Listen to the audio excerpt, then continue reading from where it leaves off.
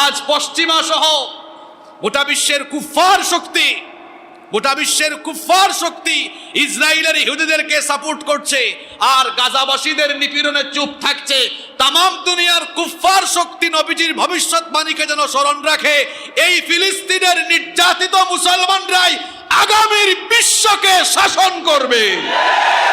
America বলে কোনো দেশ পৃথিবীতে থাকবে না, মানচিত্র থেকে আমেরিকা মুছে যাবে। ভয় পাবেন না। ভাবছেন ইসরায়েলের কাছে ক্ষেপণাস্ত্র, মিসাইল আছে, পারমাণবিক অস্ত্রশস্ত্র আছে। আরে আমাদের পূর্বপুরুষরা তো কাফেরদের থেকে মসজিদে আকসা পুনরুদ্ধার করেছেন অস্ত্র দিয়ে নয়, ঈমান দিয়ে। অচিরেই ইনশাআল্লাহ ফিলিস্তিনের এই ভূমি সহ মসজিদে আকসা মুসলমানরা পুনরুদ্ধার করে ইসলামের পতাকা সেখানে উড়াবে ঈমান দিয়ে ইনশাআল্লাহ। ফিলিস্তিন সম্পর্কে নবী করিম সাল্লাল্লাহু আলাইহি ওয়াসাল্লাম 10টি ভবিষ্যৎবাণী করেছেন। ফিলিস্তিনের এই ভূমি এটা অত্যন্ত বরকতময় ভূমি।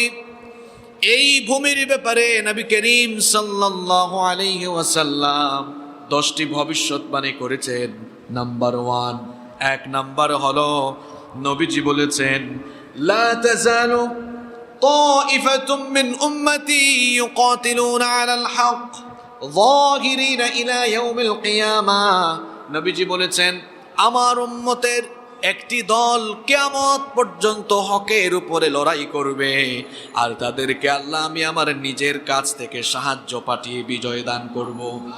মুসলিম শরীফের অন্য হাদিসে নবীজি বলেছেন, লা তাজালু তাইফাতুম মিন উম্মতি কাইমাতান বিআমরিল্লাহ لا يضرهم من خذلهم أو خالفهم حتى يأتي أمر الله وهم ظاهرين على الناس।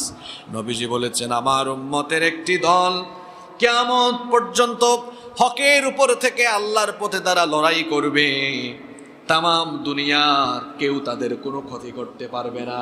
তাদের অনিষ্ট করার জন্য তাদের বিরুদ্ধে থাকারই যদি ঐক্যবদ্ধ হয়েও যদি তাদের বিরুদ্ধে ষড়যন্ত্র চক্রান্ত করে, আমি আল্লাহ তাআলা দুনিয়ার সকল কুফফারদের উপরে এই হকপন্থী মুজাহিদদেরকে আমি বিজয় দান করব।